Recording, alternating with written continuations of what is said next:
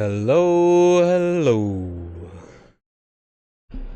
Welcome back to Above the Bell Curve.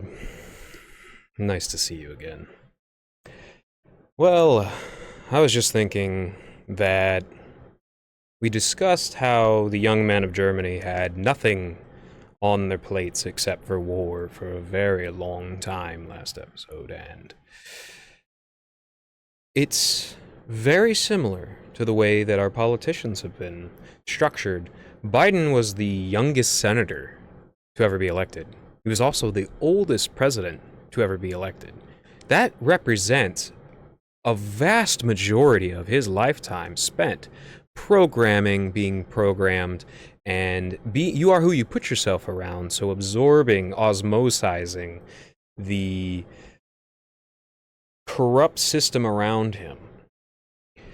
And it explains a lot about how he is so absolutely ignorant to the damage that he's doing to both the democratic system, to the long-term success of our country and Israel, and everybody else around for that matter.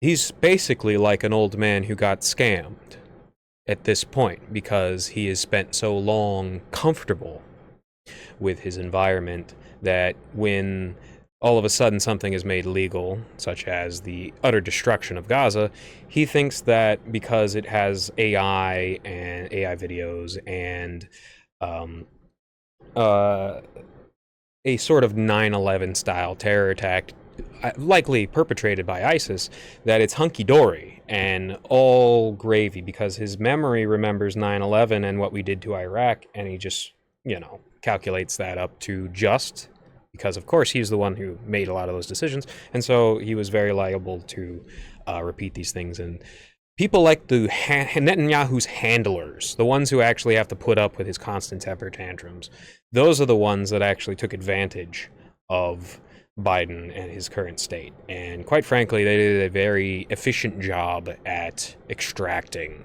out of that one particular president for 4 years. The only people that seem to be very happy are the people who are the absolutely most aberrant jackasses in all of society.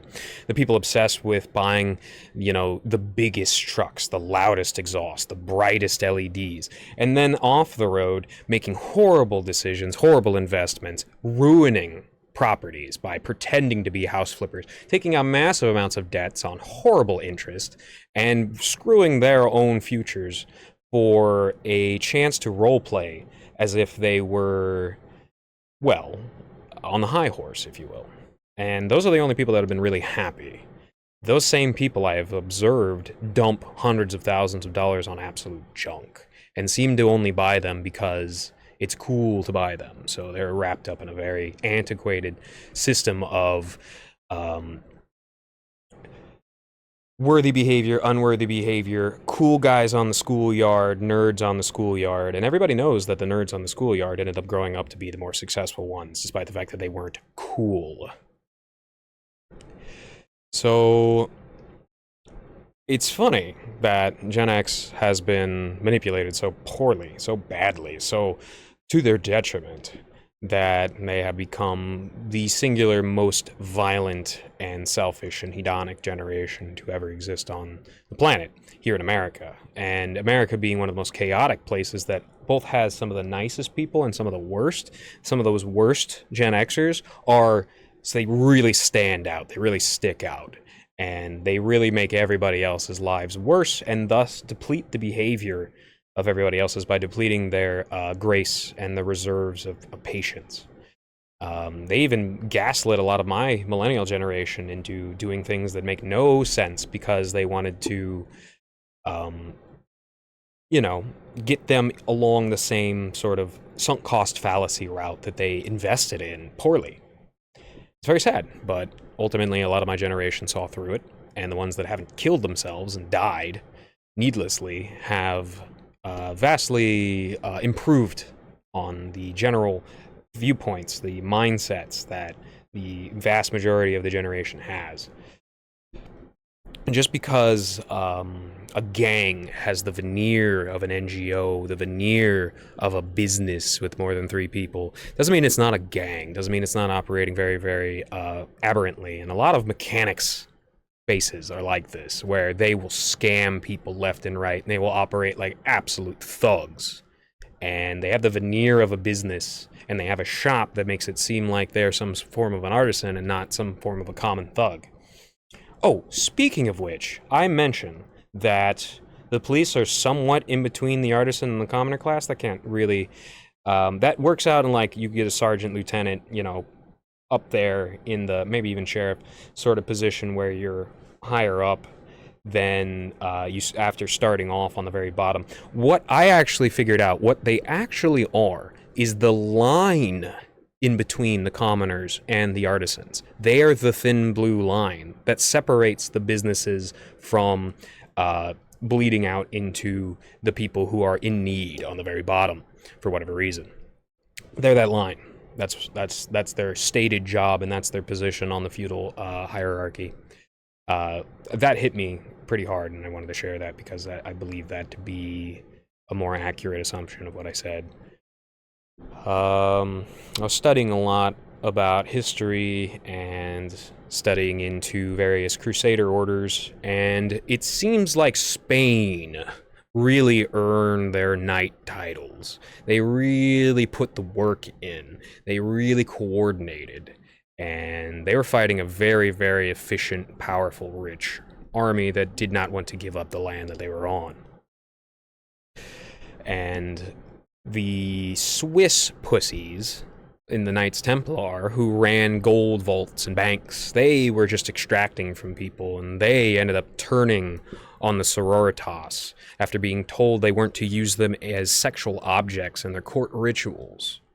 That's an actual thing that happened, and you can look into it. It was banned by Pope Clement V, specifically because of the level of adultery and aberrant sexual behavior that were being exercised by the Knights Templar.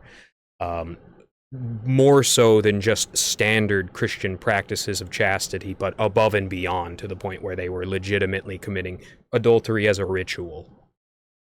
And then they turned on the sororitas, and you can see the Freemasons that came up out of the Knights Templar that attached themselves to the burgeoning democratic and literary processes, scholastic processes, and eventually made it so that the nuns were being raped. And that's why a good catchphrase is protect nuns with guns. And I love the fact that the sororitas sisters in Warhammer 40k can protect themselves with guns. I appreciate that a lot.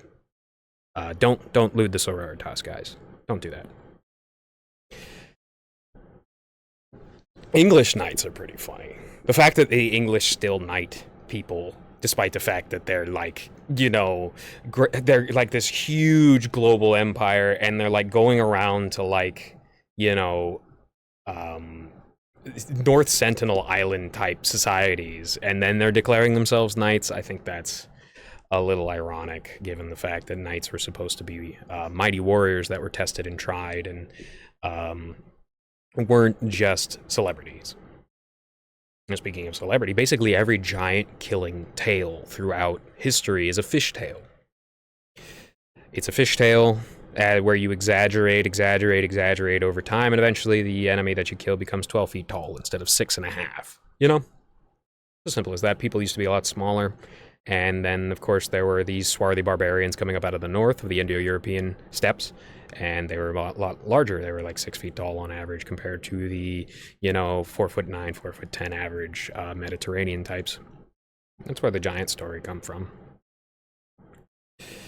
David was God's third shift manager. He put up with a lot of weird crap, and he stayed up extra hours, and he, you know, went through a very uncomfortable position, and he considered himself God's, you know, third shift gate watcher, stated pretty directly in the Psalters.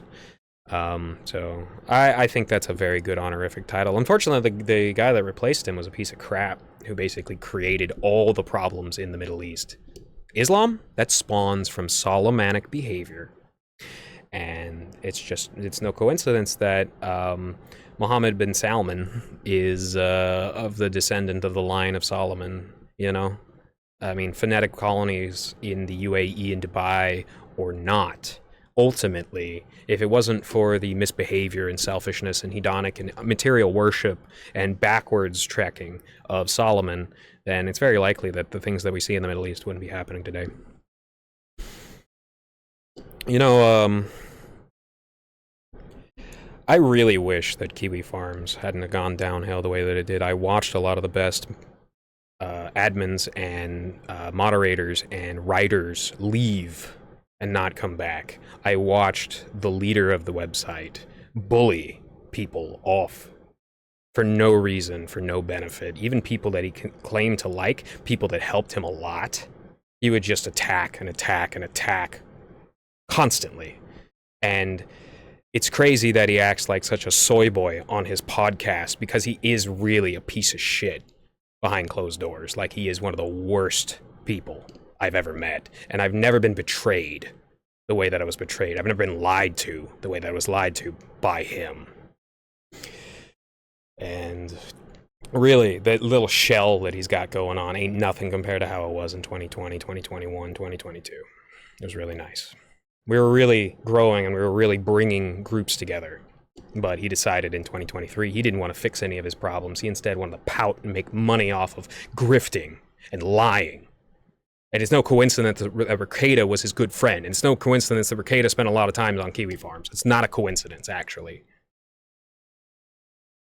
At least the people there have a good relationship with their shadow, because most of them have criminal intent and criminal behavior. But at least they probably dream of having, you know, good thoughts and good dreams and good intentions and good ideals and a good pathway, and to die knowing that they did something good in the world. There's about 20% of the people on the website that actually do any work, and, you know, they do it out of the goodness of their hearts, it seems. And then Null comes up and cleans up money after them. It's pretty sick, because he's not going to invest any of that money into making the world a better place. He's just going to get some shitty little shack in a swamp, put up, you know, AI systems that'll probably malfunction on him and shoot him. That's probably what's going to happen to him. Idiot. We are judged most by the light we bring into the darkest parts of the world. And I see on that website darkness being pooled into people's souls. Schadenfreude, cruelty, sadism being pooled into people's souls. And then he gets up on his podcast and gets all soy. He gets all cutesy. He likes to put up animals, dogs, and hamsters, when he is a cruel son of a bitch. Keep that in mind. Oh, and to all my allies and rivals over in Kiwi Farms, Merry Christmas. Wish you well.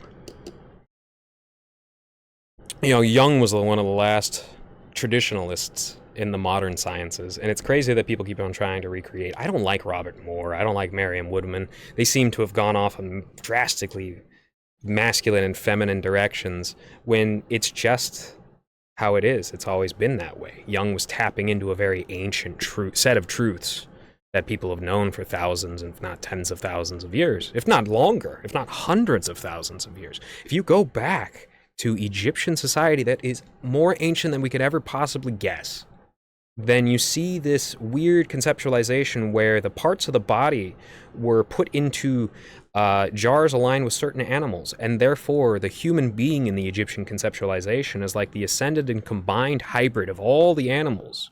And if you think about it, we kind of are. We have various different parts of different animals in us that we've managed to work better than even the ones with the most impressive mechanisms of that function. You know, speaking of animals, Caesar Milan is a modern saint. And I nominate Saint Caesar Milan as a saint. Beatify him, please. He's a wonderful man. Well, with that, take care.